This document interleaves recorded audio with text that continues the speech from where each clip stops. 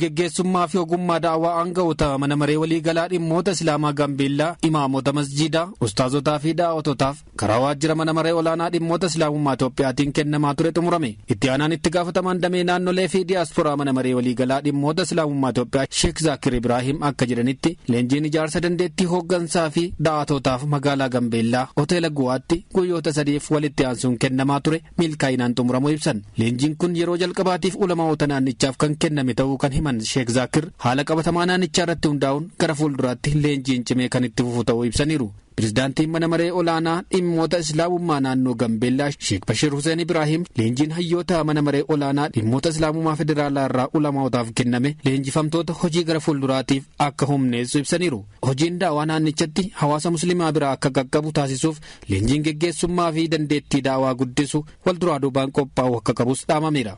Odeeffannoo mana maree dhimmoota Islaamummaa federaalaa irraa arganne.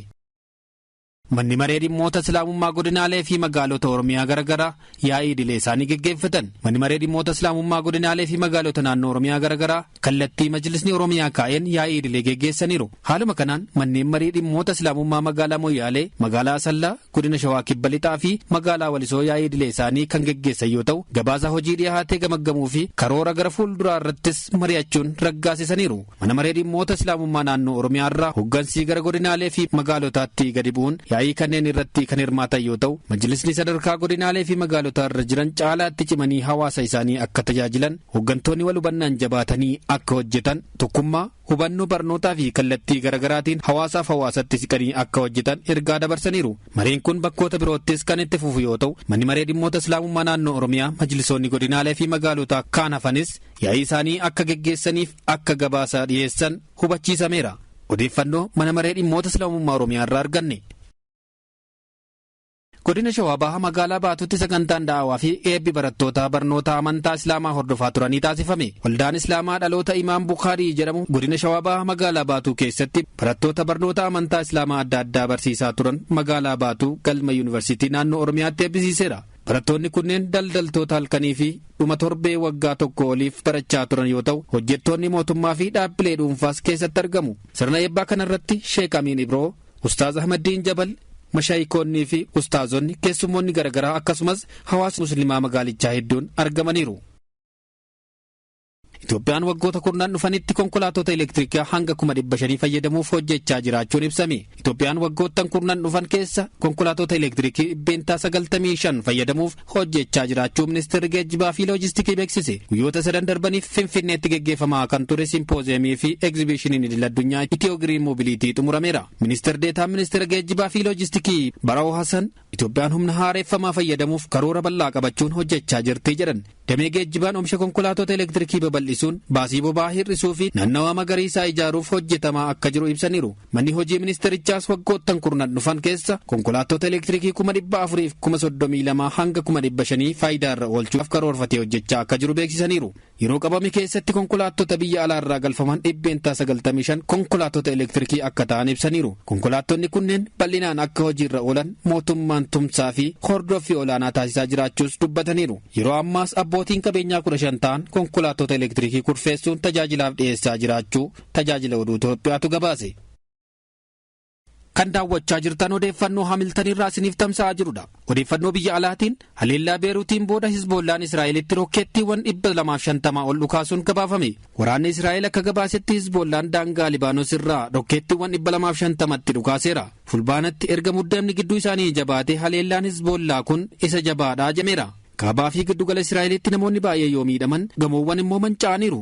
Gariin isaanii kan Telaaviivitti siqanii argamanidha. Haleellaan kun isa Israa'el gaafa sanbataa giddugala Beeruut irratti haleellaa qilleensaa raawwatteen booda dhaga'ame. Haleellaa Beeruutiin yoo xiqqaate namoonni 29 ajjeefamuu ministeerri fayyaa Libaanos ibseera. Gaafa dilbataa miidiyaaleen Israa'el lola milishaa Iraaniin deeggaramu Hizboollaa wajjin adeemsifamu dhaabuuf Libaanosii fi Israa'el gara waliigaltee dhukaasa dhaabuutti adeemaa jiru jechuun gabaasanii turan. Rokkeettiin Libaanos irraa dhukaafamuun booda poolisiin Israa'el caccabaan rokkeettii naannoo Telaaviivitti kukkufee argamu himeera. Haleellaan kallattii ollaa tokkorra bu'e manneen gubee balleesseera jedhe humni ittisaa Israa'el. Hizboollaan haleellaa giddu gala Beeruutitti raawwateef deebii akka kennu kan hime yoo ta'u, Telaaviiv irratti xiyyeeffachuun kaampii waraanaa 2 irratti akka dhukaase hime. humni waraanaa Israa'el boodarraa haleellaa qilleensaa 12 wirtuuwwan ajajaa Hizbollaa Daahii irratti raawwachuu himeera. Ministeerri fayyaa Libaanos lakkoofsi namoota lubbuun darbee 20 hanga 29 akka ga'u himeera.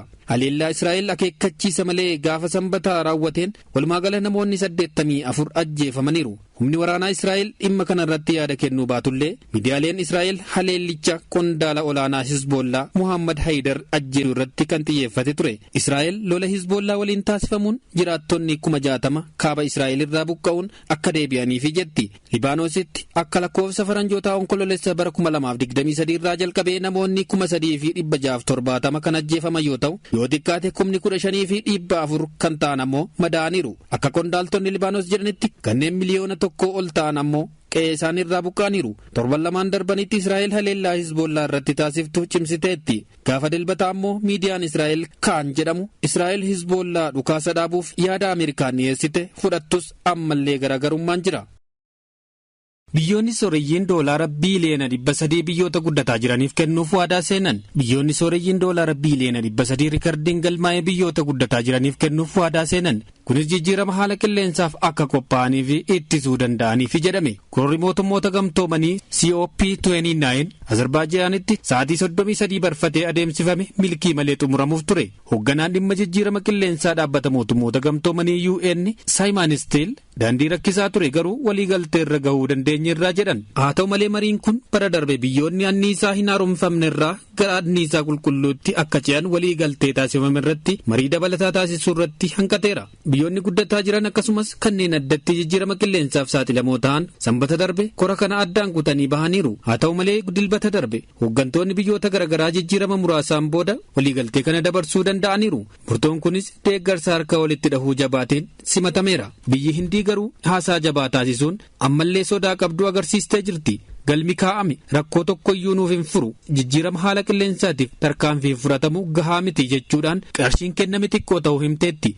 Biyyoota kanneen akka Swiizerlaand, Maldives, Kanaadaa fi Awustiraaliyaa jechi anniisaa hin haaromfame addunyaa irraa hir'isuu jedhu laafaadhaa jedhan. Haa ta'u malee murtoon kun marii kora bara 2025tti darbeera. Maallaqni dabalataa kun biyyoonni hiyyeeyyiin ba'aa jijjiirama haala qilleensaa guddaa haa fudhataniyyuu malee rakkoo jijjiirama haala qilleensaa keessatti garuu shoorri isaanii xiqqoodha. Murtoon kunis isaaf beekamtii kennuudha jedhame. Maallaqni nama waadaa seename kun mootummaa fi seektaroota dhuunfaa irraa kan dhufu yoo ta'u, baankonnii fi daldaltoonni biyyoota anniisaa hin haaromfamne irraa kan haaromfamu akka fayyadamanidha. Biyyoota jijjiirama haala qilleensaaf qophaa'aa jiraniif maallaqni dachaa 3 kennamuu akka danda'u waadaa seenameera. Kanaan duras maallaqa kennamu keessaa harka 40 qofatu gara kanatti adeema ture. Qarshii doolaara biiliyoona 300 dabalataan jijjiirama haala qilleensaa ittisuuf bara 2035tti doolaarri tiriliyoonni 1.3 akka barbaachisu biyyoonni kun walii galaniiru. Barri darbe kun bara haalli qilleensaa waan olaanaan itti galmaa'e yoo ta'u, bomboleettii fi ho'iinsi olaanaan biyyoota garaagaraatti namoota hedduu gaaga'eera. Gabaasni kan BBC'ti. Daawwattoota keenya kabajamoo odeeffannoowwan Haamiltan irraa har'aafsaniif dhiyaatan kan hangammaa hordoftani. Odeeffannoo biraatiin hanga walitti deebinutti nagaa rabbi irra nuu turaasiniin jennaa ani Yusuf Warqii isaatii. Assalaamu alaikum wa rahmatullaahi wa barakaatu.